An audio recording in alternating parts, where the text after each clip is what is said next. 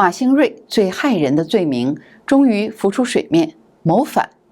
旅澳法学家袁宏兵爆料指出，前军委副主席何卫东在审讯中死咬马兴瑞，供出两人早已私下结成所谓的后习时代同盟。一旦习近平权力出现动摇，由何卫东负责提供军事力量，马兴瑞则动用他掌控的政治与经济资源，军政呼应，联手介入，并试图掌控中共大局。这已不只是贪腐，而是直接触碰最高权力安全的红线。更令人震惊的是，围绕马兴瑞夫妻的另外一条暗线也在同步被加速揭盖。爆料显示，他们的受贿与行贿方式早已是制度化、公开化，定制茶盒夹带400万港币或44万美元，荣利偏好一切带4的金额与重量，而在更高层级上，则透过120多份每份600万港币的大额保单，精准投向政治局委员的子女，甚至在彭丽媛在场的情况下亲手递出。这不再是个人贪腐，而是一张用巨额利益绑定高层家族的政坛黑网。当谋反罪名与系统性行贿同时被端上台面，问题已不是马兴瑞会牵出多少人，而是这究竟是习近平在清洗不忠，还是反习派已经大开杀戒，开始彻底拆除习在军政经3线布下的暗桩呢？观众朋友好，这里是大时局，我是唐韵。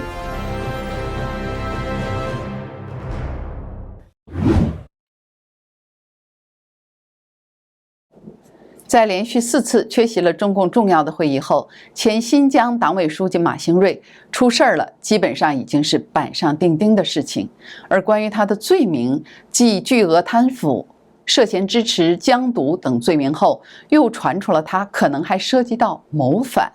这一说法来自旅居澳洲的法学家、前体制内的学者袁宏兵的公开爆料。袁宏兵明确地表示，马兴瑞的案件已不再是单纯的经济问题，而是涉及到夺权谋乱这个层级的政治问题。这些资讯并非来自坊间传闻，而是来自中共红二代中的良知人士。根据袁宏兵的披露，关键突破口来自前中央军委副书记何卫东。按照他的说法，何卫东在接受审查期间，向办案方供出了一条极为敏感的内幕线索。何卫东本人通过马兴瑞的弟弟马兴全，与马兴瑞本人建立了一种政治层面的默契。一旦习近平的政权出现颠覆性的事件，或者权力出现重大不稳，何卫东与马兴瑞就迅速形成政治同盟，共同介入局势，试图控制中国的政治走向。在这一设想中，双方的分工也被袁宏兵交代得清清楚楚。袁宏兵表示，何卫东为这个政治同盟提供的是军事层面的能量，而马兴瑞所提供的则是政治与经济层面的能量。换句话说，一方掌握军力资源，一方掌握资金、行政与政治资源，双方形成的是一种军事力量与政治力量相互呼应、彼此配合的结构性同盟。袁宏兵进一步指出，习近平没有想到自己亲手提拔的政治局委员，他们之间竟然私下结成了背离自己的政治同盟层面的不忠诚，这是习近平此前完全没有预料到的情况，令他感到触目惊心的恐惧。而马兴瑞团伙贪腐的数额已经超过了1000亿的级别，这样的资金体量早已超出单纯贪污的范畴，足以在政治层面掀起波澜，甚至改变权力格局。袁宏兵形容，正因如此，这个案件的性质并不是一般意义上的反腐、顺藤摸瓜，而是已经直接触碰到中共最高层的权力安全红线。它的后续发展势必不会按照常规的贪腐案件的路径来处理。朋友们，接下来是工商时间。不知道你有没有这种感觉，早上爬不起来，下午3点脑袋放空，晚上明明累却睡不熟。其实不是您老了，也不是您懒，而是你的身体在提醒你元气不够了。今天跟大家分享一个可以随时随地补回元气的方法，来自韩国锦山的参黄片。他选用的是4到6年根的高丽人参，经过传统的9蒸9晒，做成活性更高的黑参，再用天然蜂蜜低温润制，做成一片一片的小切片，出门放在口袋里，累了饿了开个会之前，一片入口就能把精神拉回来。黑参厉害在哪里？它不是咖啡那种刺激一下就坠回去的提神，它是从底层改善疲劳、提升免疫、促进循环、帮助记忆，这些功能都已经被韩国官方列入健康食品的功效。所以您不是在吃零食，您是在补底气。重点是它真的很好吃，蜂蜜的温润加上黑参的回甘，不苦不燥，连不爱人参的人都愿意吃。一天一片，慢慢把代谢和循环打开，精神会更稳，专注时间更长，脸色也会更亮，不容易累。如果您经常熬夜、久坐、出差，换季容易疲倦，这一盒就是您的口袋能量站。更重要的是，现在下单输入大师局，还可以享受85折优惠。不要等到自己累垮了才想办法自救，从今天开始，赶紧把元气、好气色、好精神慢慢补回来。建议您点击我们节目下方的链接下单，您的购买是对我们节目最大的支持。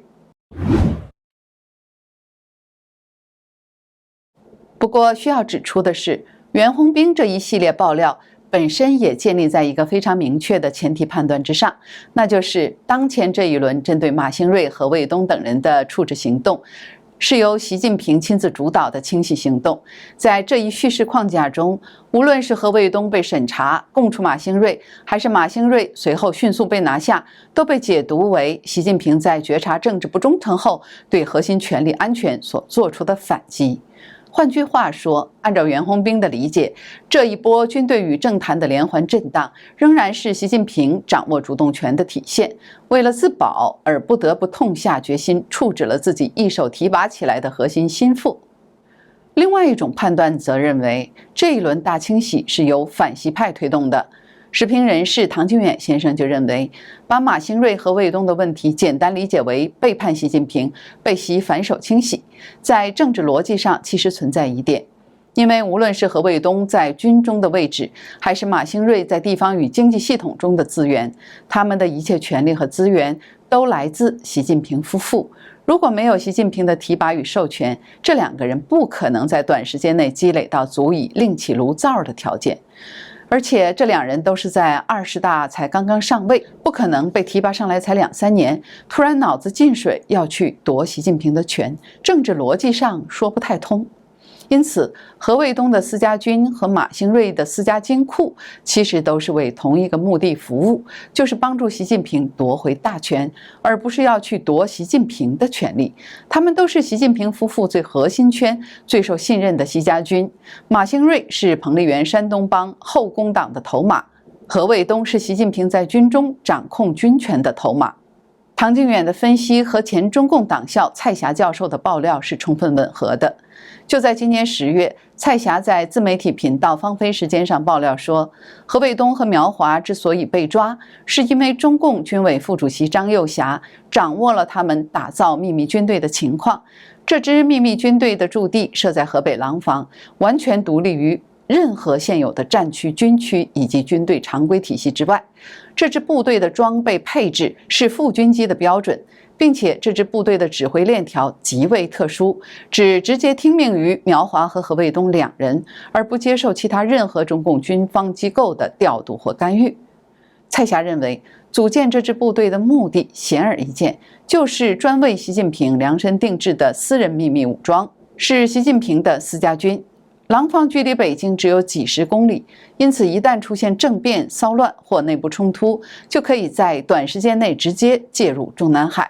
这样的部署等同于在北京的防线之外再设一道由习个人控制的影子防卫层，以便及时向习近平提供可靠的额外的贴身保卫和政治支持。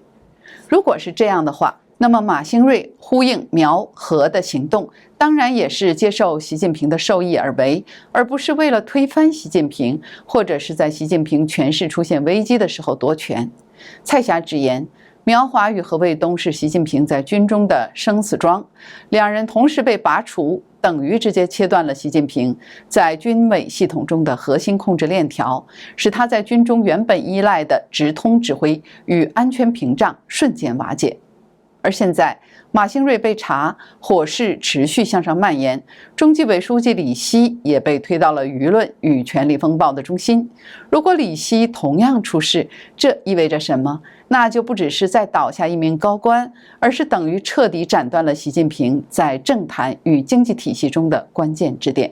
换句话说，军中生死桩已被连根拔起，政坛与经济系统的防火墙也正在被集中拆除。一旦李希这条线被坐实，习近平在军政经三个核心权力板块中将同时失去最直接、最可信的代理人与执行节点，他的个人权力结构也将面临着实质性的空心化。正是在这样的背景下，马兴瑞案子的性质才显得格外关键。它不再只是一次单点处理，而更像是一场有节奏、有方向的系统性的拆装行动，先在军中，在地方，再向党内核心监督体系延伸。它指向的已不只是个别官员的命运，而是整个权力网络的重新切割与重组。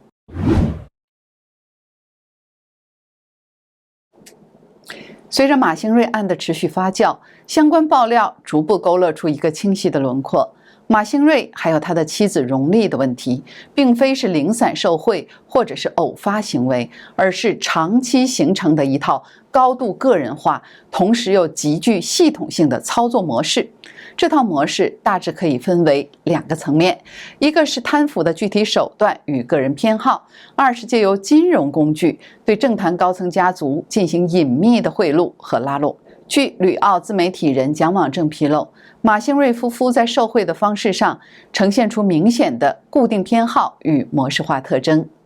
马兴瑞本人被指偏好福鼎白茶，由于他的生活秘书李光禄长期收到大量的茶叶礼盒，数量多到懒于清点，最终干脆由白手套出面，专门定制了一款可夹带现金的高级茶盒。这个茶盒在外观上仍然是正常的茶叶包装，内部呢却可以放400万港币或者是44万美元。蒋网正说，这种设计与孙立军案中的小海鲜是如出一辙，属于典型的高官定制化受贿容器。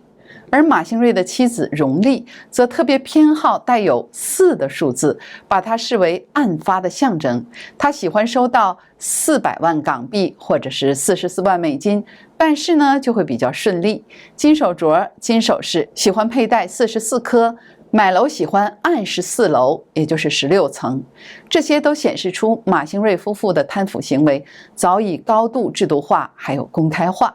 如果说马兴瑞夫妇的受贿方式更多体现在个人化与符号化的操作层面，那么真正引发外界震动的，则是他们长期系统性的拉拢政坛高层家族的隐秘手段。根据蒋网正披露，荣丽曾通过特定的关系人购买过120多份大额保单，目标都是中共中央政治局委员的子女，时间基本是被保人的父母成为中共中央政治局委员后，也就是说，他们拉拢的对象基本都是政治局委员。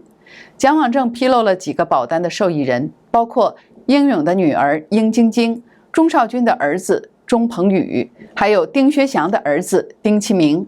刘国忠的儿子刘兰玉。保单金额基本都是600万元。其中，钟少军儿子和英勇女儿的保单被退回了。更值得注意的是，爆料还指出，这些保单都是在彭丽媛在场的情况下送出的，这也证明了马兴瑞夫妻行贿动作是得到彭丽媛的认可和支持的。这也证实了我们上面的分析是对的，也就是马兴瑞夫妻的这一系列动作都是根据习近平夫妇的授意而进行的，而不是用来反对习近平的。还有一个耐人寻味的细节，在120多份保单当中，唯独没有马兴瑞的女儿马晶晶的。由此看来，这些保单并不是真正意义上的保险，它就是一种行贿手段。从爆料所呈现的结构来看，马兴瑞所涉及的并非单一官员的贪腐问题，而是一套权力运作的模式。这套模式通过高效、相对安全的巨额利益的输送，用来精准锁定并绑定中共政坛高层家族，从而编织出一张隐秘而稳固的政治关系网。也正因如此，马兴瑞的案子才被外界普遍认为不可能仅止于经济层面的反腐处理。马兴瑞案子的火势显然仍然在继续扩大，而且已不再局限于单一省份或系统。最新消息显示，这场风暴已经烧到了深圳。外界传出，原来深圳市政协主席，现在深圳市慈善会会长戴北方也已被牵涉到马兴瑞案子当中。时评人唐靖远指出，这就意味着深圳的连环炮可能进入倒计时。当前的头号高危人物是深圳市委书记孟凡利。唐靖远特别点出，孟凡利被视为彭丽媛山东帮的代表成员，一旦深圳县被坐实，所牵动的将不只是地方官场，而是会直接指向习近平核心圈层。